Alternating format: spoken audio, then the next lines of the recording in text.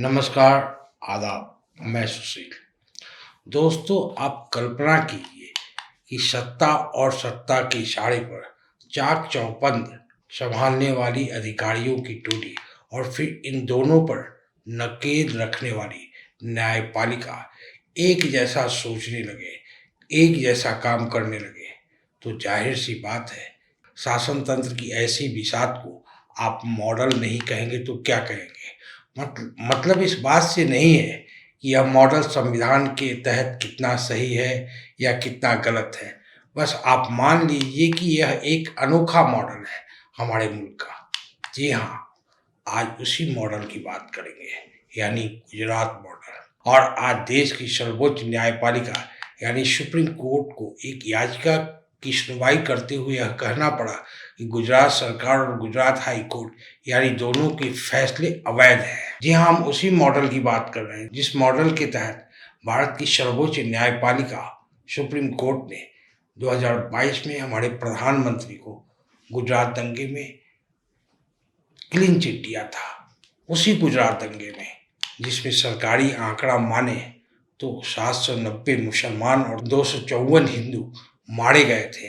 223 लोग गायब बताए गए थे और 2500 लोग घायल हुए थे।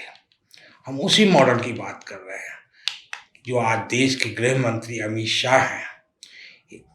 गुजरात में एक फर्जी इनकाउंटर हुआ था और उसमें वो आरोपी हुए थे। 2013 में उनको जमानत सुप्रीम कोर्ट से मिल जाती है और इसी केस में 15 दिसंबर 2014 को सीबीआई की स्पेशल कोर्ट उस फर्जी इनकाउंटर जिसमें सोहराबुद्दीन तुलसी प्रजापति को मार गिराया जाता है, उसमें बरी कर दिया जाता है।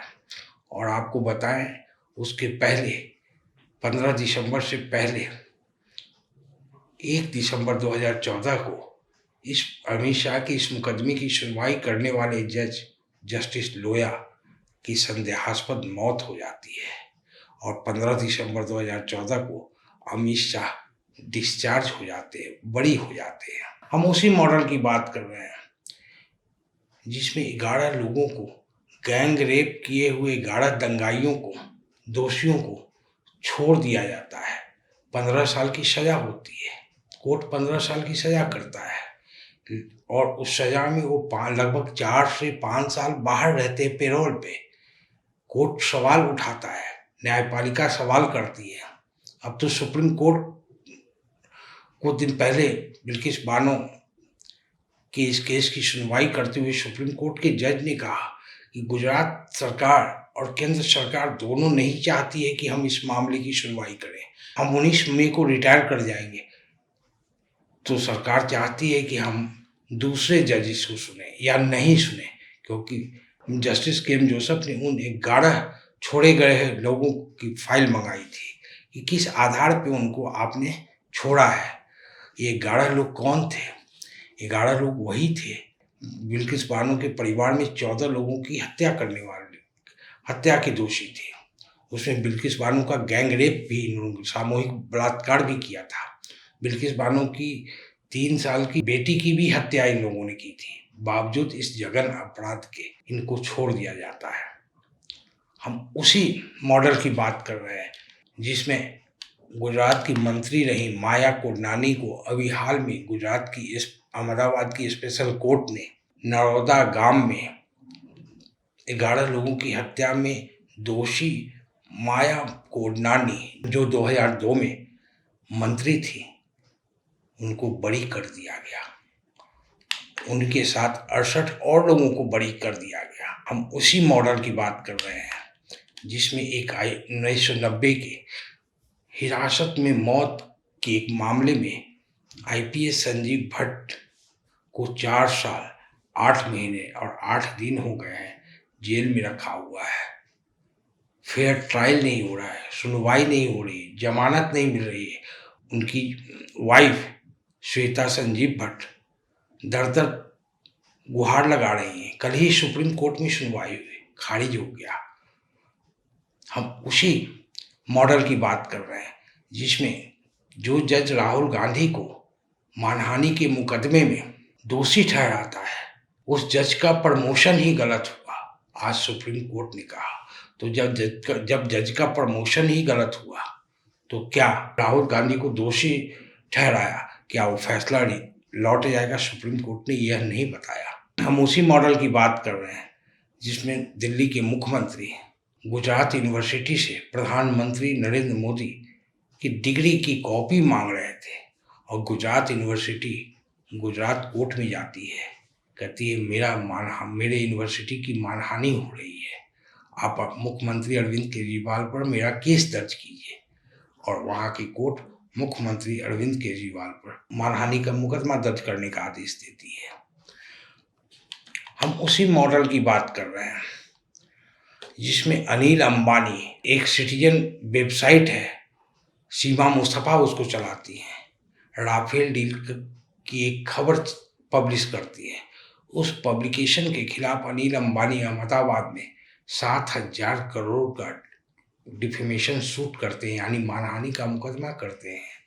हम उसी मॉडल की बात कर रहे हैं जिसमें अंबानी की कंपनी द टेलीग्राफ अखबार के खिलाफ 10,000 करोड़ रुपए का मानहानि का मुकदमा दर्ज करती है। मतलब आप समझ लीजिए कि 72,000 करोड़ रुपए का सिर्फ मुकदमा मानहानि का अनिल अंबानी दर्ज करते हैं। और कहाँ करते हैं? अहमदाबाद में। उसी मॉडल की बात कर रहे हैं। भारत के गृह मंत्री अमित शाह के बेटे जय शाह द वायर एक न्यूज वेबसाइट है, उसके खिलाफ 100 करोड़ रुपए का मानहानि का केस दर्ज कराते हैं उसी अहमदाबाद में। क्यों केस दर्ज कराते हैं? क्योंकि जय शाह की जो बिजनेस डीलिंग है उस पर द वायर सवाल खड़ा करता है। गुजरात मॉडल की न्यायपालिका का एक मॉडल, गुजरात मॉडल अपने आप में एक मॉडल है, लेकिन उसमें न्यायपालिका देखें किस तरीके से कदम ताल करते हुए सत्ता के साथ जाकर खड़ी हो जाती है। गुजरात मॉडल में मानहानि एक अलग मॉडल है और वहाँ की कोर्ट एक्सेप्ट करती है। गुजरात सरकार ने गुजरात कोर्ट फीस एक्ट बनाया था 2004 में, जिसमें कहा था कि आप हजारों करोड़ का मानहानि का दावा कर सकते हैं और उसकी कोर्ट की फीस जो है मात्र 75,000 रुपये आपको जमा करनी है। इससे बढ़िया धंधा क्या होगा? ये गुजरात की न्यायपालिका, गुजरात सरकार की न्याय की इंसाफ देने के आइडिया का एक नमूना है। आज की जो प्रधानमंत्री नरेंद्र मोदी है, उस वक्त वो 2004 में गुजरात के मुख्यमंत्री थे। आखिर 75,000 रुपये में आप 10,000 करोड़ का किसी के ऊपर मानहानि का केस कर देंगे?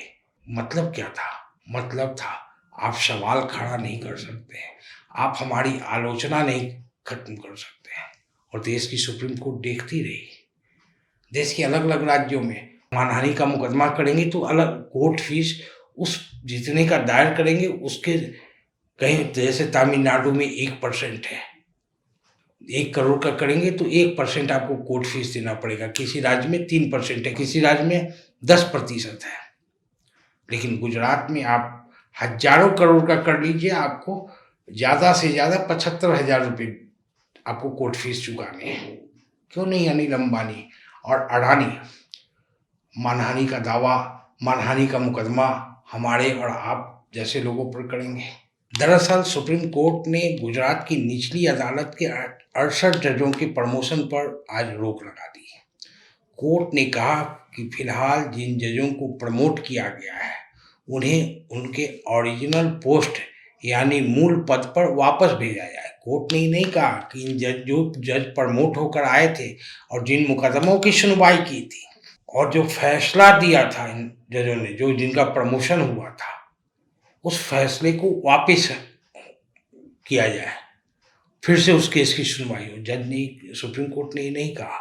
ये जरूर कहा कि उनको उस जगह पे भेजा जाए जहाँ से वो प्रमोशन होकर आए थे। जब अगर वो प्रमोशन गलत है तो उनके द्वारा दिए गए फैसले कितने सही होंगे, किस रूप में सही होंगे? जिन जजों के प्रमोशन पर रोक लगी है उसमें उन्हें मानहानि केस में राहुल गांधी को दोषी ठहराने और सजा सुनाने वाले जज हरीश वर्मा भी हैं। जिला जजों के प्रमोशन के लिए गुजरात हाईकोर्ट ने सिफारिश की थी। अब आप समझिए, जैसे मैं कह रहा था कि सरकार और सरकार का अमला, उन उन दोनों पर नज़र रखने के लिए गुजरात हाई कोर्ट थी। लेकिन गुजरात हाई कोर्ट ने खुद ही प्रमोशन कर दिया और इसे लागू करने के लिए गुजरात सरकार ने अधिसूचना भी जारी कर दी थी, जबकि इसकी सुनवाई सुप्रीम कोर्ट में हो रही थी। गुजरात सरकार और गुजरात हाई कोर्ट ने तनिक भी परवाह नहीं की सुप्रीम कोर्ट की। आज इस प्रमोशन के फैसले पर गुजरात सरकार और गुजरात हाई कोर्ट के फैसले पर सुप्रीम कोर्ट के बेंच ने रोक लगाई है। बेंच ने यह भी स्पष्ट किया है कि वर्तमान स्थगन आदेश उन प्रमोशन पर भी लागू होगा जिनके नाम मेरिट लिस्ट में पहले 68 उम्मीदवारों में नहीं है। बेंच ने कहा कि इस मामले की सुनवाई वो बेंच करेगी जिसे सीजेआई सौंपेंगे, मतलब भारत के मुख्य न्यायाधीश डीवाई चंद्रचूड़ सौंपेंगे, क्योंकि जो 2 जज इस मामले की सुनवाई कर रहे थे उसमें जस्टिस एम.आर. शाह 15 मई को रिटायर कर रहे हैं। जाहिर सी बात है अब दूसरी बेंच बनेगी। याचिका में गुजरात में 68 जिला जजों के प्रमोशन को चुनौती दी गई थी। दरअसल 65% कोटा नियम के आधार पर इन जजों का प्रमोशन हुआ था, जिसे सीनियर सिविल जज कैडर के 2 अधिकारियों ने सुप्रीम कोर्ट में चुनौती दी थी। जिन्होंने चुनौती दी थी उन्होंने याचिका में यह कहा था कि कई ऐसे जज हैं जिन्होंने प्रमोशन के लिए हुई परीक्षा में ज़्यादा अंक हासिल किए हैं, फिर भी उनका सिलेक्शन नहीं किया गया, बल्कि उनसे कम अंक पाने वाले कैंडिडेट को प्रमोट किया गया। यही तो है गुजरात मॉडल। जब आप कम अंक पाने वाले को ही, जिनके मार्क्स कम आएंगे, उनको ही आप प्रमोट कर देंगे, तो फैसला आपके जैसा सरकार जैसा चाहेगी वैसा वो फैसला सुनाएंगे। राहुल गांधी के केस में वैसा ही सुनाए। अरविंद केजरीवाल मांगने गए थे फिर प्राइम मिनिस्टर मोदी की डिग्री गुजरात यूनिवर्सिटी से, गुजरात यूनिवर्सिटी ने मानहानि का मुकदमा कर दिया। गुजरात यूनिवर्सिटी को तो देना चाहिए था। आखिर प्रधानमंत्री मोदी देश के प्रधानमंत्री हैं, संविधान की उन्होंने शपथ ली है, वो एक सार्वजनिक पद पर है, संवैधानिक पद पर है। अगर उनसे कोई डिग्री मांग रहा है, और डिग्री ऐसा नहीं है उनके पास नहीं है, उन्होंने खुद भारत के चुनाव आयोग को एफिडेविट करके बताया है कि मैं बीए भी हूँ, मतलब ग्रेजुएट भी हूँ और एमए भी हूँ, मास्टर इन आर्ट्स भी हूँ, और इंटायर पॉलिटिकल साइंस में, शायद इसी इंटायर पॉलिटिकल साइंस के जरिए उन्होंने सरकार के अधिकारी और कोर्ट को एक कर दिया। एक विचारधारा के लोग, एक प्रकार के लोगों के लिए वहाँ न्याय हासिल है, न्याय के दरवाजे खुले हुए हैं। या दूसरी स्थिति में हमें कह लें कि जिस तरीके से जस्टिस लोया की संदेहास्पद मौत हुई, क्या गुजरात के जज डरे हुए हैं? आखिर राहुल गांधी पे सुनवाई गुजरात हाई कोर्ट ने किया, लेकिन जज ने क्या कहा? हमने सुनवाई कर लिया है, फैसला सुरक्षित रखते हैं, किसी प्रकार की आपको राहत नहीं देंगे और गर्मी की छुट्टी के बाद इस पर फैसला करेंगे। किससे डर लग रहा है? कोई डरा हुआ तो है। शायद इसी डर को हम गुजरात मॉडल क्यों न कहें। पिछले महीने सुप्रीम कोर्ट ने हाई कोर्ट और राज्य सरकार को नोटिस जारी किया था, पिछले महीने यानी अप्रैल के महीने में। दिलचस्प बात है कि बेंच की नोटिस जारी करने से पहले हाई कोर्ट ने जिला जजों के प्रमोशन की सिफारिश कर दी। नोटिस जब जारी सुप्रीम कोर्ट ने किया तो यह फाइल गुजरात सरकार के पास पड़ी हुई थी।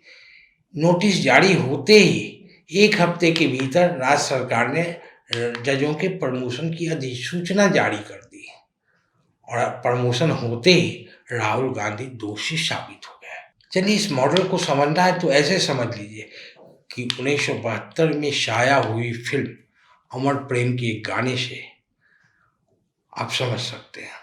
पतझड़ जो बाग उजाड़े वो बाग बहार खिलाए, जो बाग बहार में उजड़े उसे फिर कौन खिलाए, बहुत बहुत शुक्रिया।